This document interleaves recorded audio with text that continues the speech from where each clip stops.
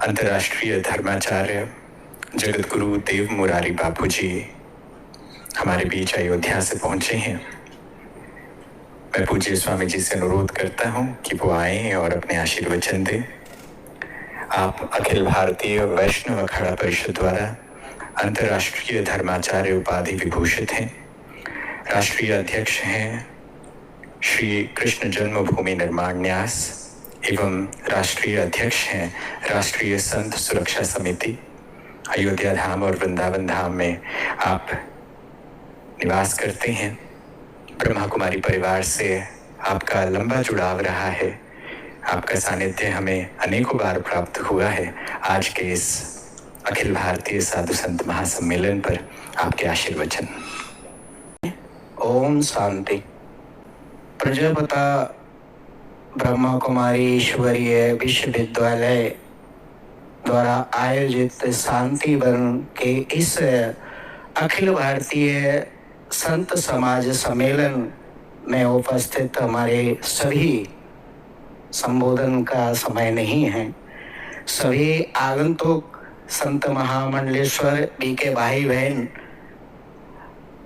सबका बहुत बहुत सम्मान। इसके बाद हमारे पास में ही बैठी हमारी उषा दीदी जी। फिर ऐसा कार्यक्रम मथुरा में, हमारे वृंदावन में ही लगा। मथुरा में बड़ा धूमधाम से कार्यक्रम हुआ। हमारी उषा दीदी जी यहाँ से पहुंची थी।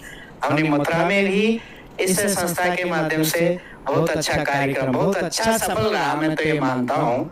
बहुत बहुत धन्यवाद आप सब लोगों के लिए।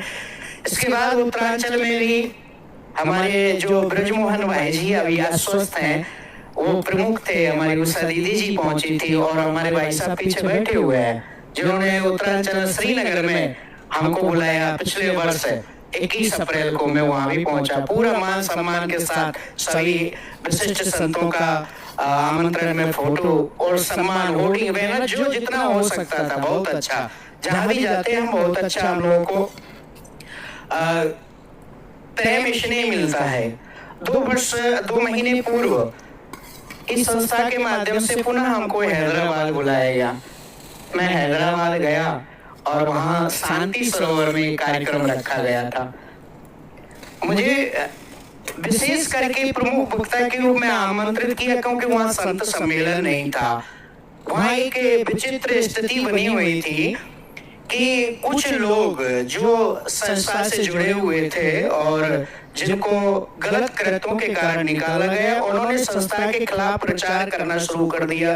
वीडियो आदि सब उन्होंने शेयर करना शुरू कर दिया। तो वहाँ लोगों में, भाई बहनों में थोड़ा असमंजस जैसी स्थिति बनी हुई थी। तो हमको वहाँ बुलाया गया और मैंने पूरा खुला मंच से कहा कि यह संस्था सनातन धर्म के विरोध कार्य नहीं करती है। मैं इसका प्रमाण देता हूँ। वहां पर लोगों ने प्रचार करना शुरू कर दिया था और वहां पर ही नहीं, अभी आज ही हमारे फेसबुक से ये डाला गया कि माउंट आबू में ब्रह्मा कुमारी संस्था के द्वारा आचार्य देव मुरारी बापू सहित सभी धर्माचार्यों का सम्मान किया। तुरंत लिखा आया, आप सनातन विरोधियों से सम्मान मत कराइए गुरुजी, हाथ जोड़ के निवेदन। ये पुरानी स्थिति आज भी बनी हुई है, लेकिन ये कैसे मिटेगी? ये ऐसे मिटेगी जब ये संत का सम्मान होगा, संत सम्मेलन होगा, तो लोगों में जो भ्रांति है वो अपने आप खत्म हो जाएगी। जब संत आ रहे हैं तो फिर कोई सनातन विरोधी वाली बात ही नहीं रह जाती। अब लोग कहते हैं, कमेंट करते हैं, कहावत है ना कि जाने बिनु न होए प्रतीति। जब कोई इस मंच पर आएगा नहीं, भाई बहनों से मिलेगा नहीं, तो उनको विश्वास कैसे होगा कि सनातन के समर्थक है अथवा सनातन के विरोधी है? मुझे कोई कमेंट करता है तो मैं जवाब देता हूँ कि आप ये बताओ, श्रीमद् भगवद गीता की बात करने वाला, उस पर प्रवचन कराने वाला क्या सनातन विरोधी है? कभी नहीं। जो राम और कृष्ण का जन्माष्टमी मनाता है तो क्या वो सनातन विरोधी है? कभी नहीं। मैंने बहुत सारे उदाहरण दिए। हम कैसे कह सकते हैं कि सनातन विरोधी बातें हैं? इसलिए हम लोगों को तमाम बातों को देखकर मैंने कहा कि अगर कोई भी इस संस्था के विरोध में गलत प्रचार करता है तो मैं हमारी राष्ट्रीय संत सुरक्षा समिति, जिसका मैं अध्यक्ष हूँ, और 25 प्रदेश के संत धर्माचार्य हमारी संस्था से जुड़े हैं, सबको बुला करके हम व्रत सम्मेलन कराएंगे और इन तमाम विरोध करने वाले लोगों को FIR करा के जेल भेजेंगे। जैसे ही मेरा वीडियो संस्था के माध्यम से वायरल हुआ, जितने भी बकवास करने वाले थे सबकी बकवास बंद। अब एक वीडियो, एक खिलाफत में कोई प्रचार नहीं करता। हैदराबाद, आंध्रा में 2 प्रदेश में यह स्थिति बनी हुई थी, तो हम मंच से ही कहते हैं कि भाई अपनी संस्था का प्रचार कौन नहीं करता। हर एक अपनी अपनी संस्था बनाए हुए हैं, तो ब्रह्मा कुमारी अपनी संस्था का प्रचार कर रही है, तो इसमें सनातन का विरोध कैसे करती हैं? हम भी समर्थन करते हैं और आज हम मंच पे, पहले भी थे, आज भी है, और जब बुलाया जाएगा तो हम मंच पर दिखाई पड़ेंगे। अच्छा कार्य कोई व्यक्ति करता है तो उसकी 10 अच्छाई हमको देखना चाहिए। अगर समझ में नहीं आता है, कोई एक बुराई देखती है, तो हमको एक बुराई को नजरअंदाज कर देना चाहिए। हमारा प्रबुद्ध समाज का कर्तव्य है। 10 अच्छाई कार्य किसी को दिखाई नहीं पड़ रहे।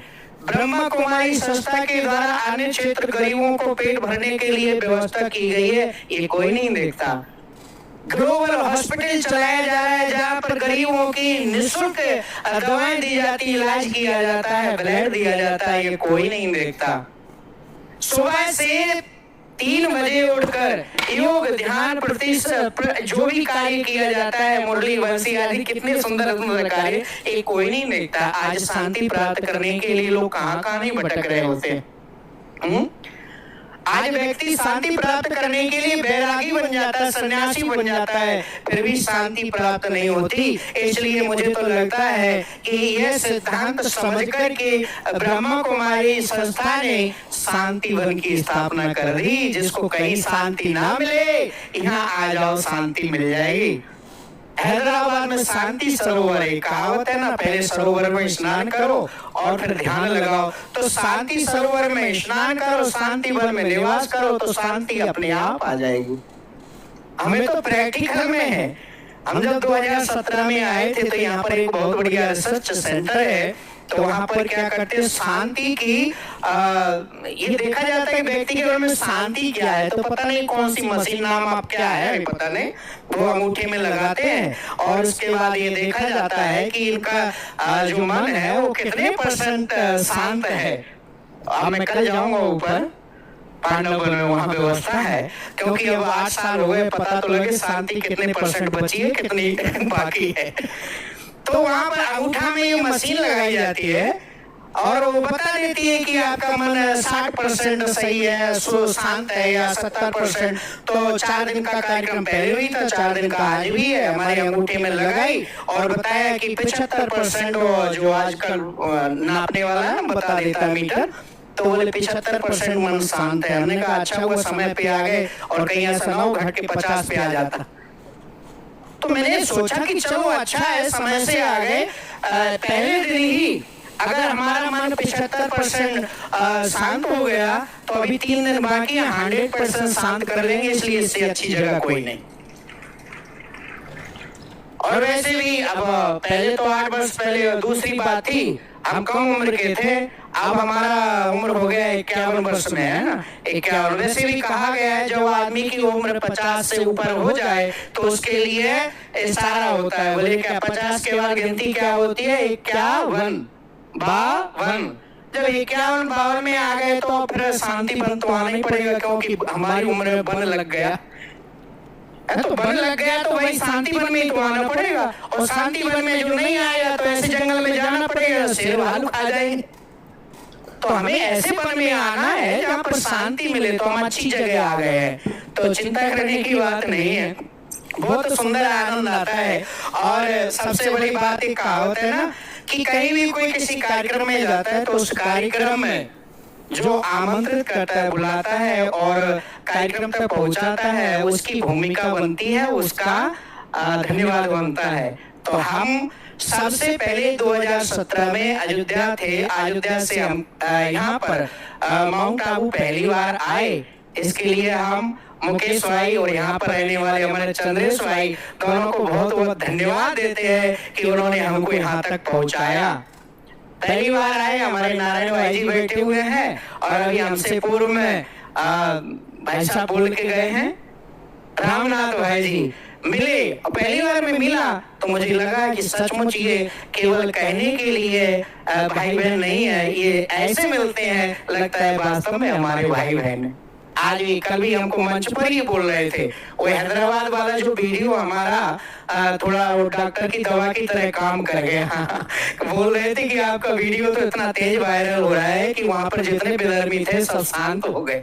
आपका दोबारा आपको अगस्त में सम्मेलन होने वाला है, उसमें आमंत्रित, मैंने कहा आगे का तो नहीं कह सकते समय की स्थिति, लेकिन आप जब बुलाएंगे तो हम जरूर आएंगे। तो हमारी अयोध्या में मुकेश भाई जी वो संतों को, ना जाने कितने संतों को अयोध्या से लाए हैं और कार्य कर रहे हैं, अच्छा कार्य। अयोध्या में संतों को जोड़ने का कार्य कर, उनका विरोध, जब कोई अच्छा कार्य करता है उसका विरोध भी होता है, उनके बहुत सारे विरोध भी हो रहे हैं, लेकिन उसके बावजूद भी आज भी लगातार संतों को जोड़ने का ब्रह्मा कुमारी संस्था से और लोगों को लाने का कार्य कर रहे हैं। तो हमारी संस्था के माध्यम से मैं कहूंगा वो अच्छा काम कर रहे हैं, संस्था उनको सपोर्ट करे। अयोध्या इंटरनेशनल पहले से बन चुका है, सारे भाई बहन जाते हैं तो उनकी सेवा भी हमारे मुकेश भाई करते हैं।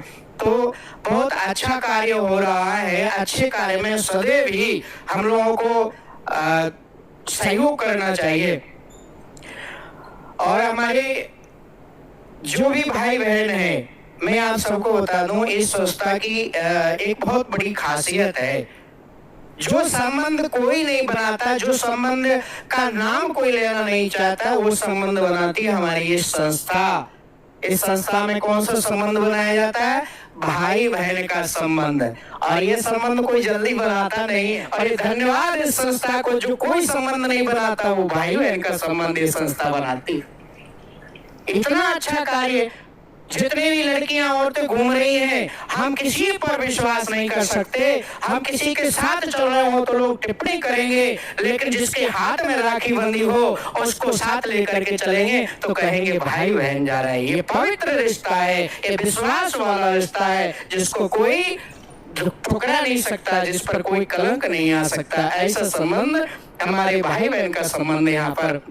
और सबसे बड़ी बात, हम तो ज्यादा प्रशंसा इसलिए करेंगे कि हो सकता है और कोई धागे वाली राखी बांधे, कम पैसे वाली राखी बांधे। हम तो हैदराबाद में गए तो हमको तो सोने की राखी बांधी मात बहन ने। तो ये बड़ा आनंद का विषय है, ये जो हमारे भाई बहनों का जो रिश्ता है, इतना बड़ा सुंदर रिश्ता है। पवित्रता की बात आप देख लो, स्वच्छता की बात आप देख लो, भावना की बात आप देख लो, योग और शांति की बात आप देख लो, हर कुछ, हर चीज, हर बात यहाँ पर मिलती है। तो मैं एक बात और कह देना चाहता हूँ कि भाई हमको अलग अलग चीजें खरीदने के लिए अलग अलग जाना पड़ता है। हमको कपड़ा खरीदना हो तो वस्त्रालय जाना पड़ता है, मिठाई खरीदना हो तो हलवाई के यहाँ जाना पड़ता है, और कोई चीज खरीदना हो तो हमको और अन्य जगह, अन्य जिस चीज को खरीदना हो उस जगह जाना पड़ता है। लेकिन आजकल संसार में हर बाजार में एक मॉल चल गया है। मॉल जहाँ पर आप जाइए, आप सब्जी ले लीजिए, राशन ले लीजिए, कपड़ा ले लीजिए, तेल ले लीजिए, घी ले लीजिए, टीवी ले लीजिए, फ्रिज ले लीजिए, कैमरा, जो चाहिए मॉल में सब कुछ मिल जाता है। तो आप ये बताओ, हमको हरिद्वार, वृंदावन, ऋषिकेश, काशी और प्रयागराज जाने की क्या जरूरत है? हमको तो एक ऐसा मॉल मिल गया है जिसको शांति वन बोलते हैं। यहाँ पर हमको सब कुछ एक ही जगह मिल जाता है। आप सुबह से शाम तक के कार्यक्रम देखना, किसी को फुर्सत ही नहीं है। सुबह 7 बजे से कार्यक्रम चालू हो जाते हैं, रात 8 बजे तक चलते हैं। और ये कहावत है, मन एवं मनुष्याणाम कारण बंधे मोक्षे। तो मन को अगर कंट्रोल में कर लिया तो मन से ही व्यक्ति मोक्ष प्राप्त कर लेता है, और मन से ही व्यक्ति नरक में चला जाता है। और इसलिए हमारे मन को कंट्रोल करने के लिए शांति वन ब्रह्मा कुमारी संस्था है। और एक कहावत है कि भूत, एक व्यक्ति ने भूत की सिद्धि कर ली, बोले भैया अगर भूत को बस में करना हो तो उसको कुछ ना कुछ देना पड़ता है। और हमारे मन में जो, हमारा जो शरीर में मन है, और मन को क्या कहा गया? भूत। अब भूत को बस में करने का तो एक ही तरीका है कि दिन भर उसको ध्यान, योग, साधना आदि में लगाए रखिए। अगर सिद्धि साधना आदि में नहीं लगाए रखेंगे, ये मन रूपी भूत हमको ले जाके गड्ढे में पटक देगा। एक व्यक्ति ने भूत की सिद्धि कर ली, तो भूत ने कहा जल्दी काम बताओ। बोले ना बताओ तो, बोले मैं तुम्हें खा जाऊंगा। अब भूत की सिद्धि करने वाला परेशान, कहां से मैंने ये सिद्धि कर ली, अगर इसको काम नहीं बताऊंगा तो मुझे खा जाएगा। तो भूत को जो भी काम बताया, जो बताया नहीं, इधर गया उधर ले आया। अगर कह दो अमेरिका से सोने का शीशा लाना, बोला नहीं कि उधर से लेके आ जाए। भूत को टाइम कितना लगता।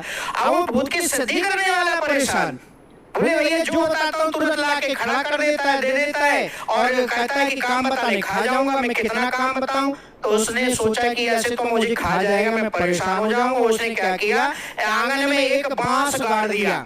जब भी जरूरत पड़े भूत से कह दे काम कर लो, और काम करके लाए खाली हो जाए। जैसे कहे मैं खा जाऊंगा नहीं तो काम बताओ, तो बता देता है कि इस बांस पे उतरो चढ़ो, यही तुम्हारा काम है। तो काम भी करा ले और खाली समय में भूत को काम में भी लगा दे, बचने का तरीका है। तो हमारे मन में जो भूत है, मन रूपी भूत है, उसको हम ध्यान, योग, साधना आदि में लगाए रखेंगे, तब तो ये हमको बचाएगा, वरना ये हम ही को खा जाएगा। इसलिए कहा माने ये मनुष्य नाम कारण बंधन मोक्ष है। तो मनुष्य हमारे मोक्ष और बंधन का कारण भी है। इसलिए मन को शांत करने का उपाय शांति वन में हमारे भाई बहन आदि के द्वारा होता है। कबीरदास जी ने क्या कहा कि हमारा जिस दिन मन निर्मल हो जाएगा, तो कबीरा मन निर्मल भयो जैसे गंगा नीर, पीछे पीछे हरि फिरे कहते कबीर कबीर। जब हम संत बन जाएंगे तो भगवान हमारे पीछे दौड़ेंगे। अभी तो यह है कि हम भगवान के पीछे दौड़ रहे हैं। अगर कोई ऐसा हो जिसके पीछे आज भगवान दौड़ रहे हैं, तो वो संत है और मैं उनको इस संत भेष को प्रणाम करता हूँ। बोलिए ओम शांति, ओम शांति। इन शब्दों के साथ अपनी वाणी को विश्राम, सबसे क्षमा मांगते हैं।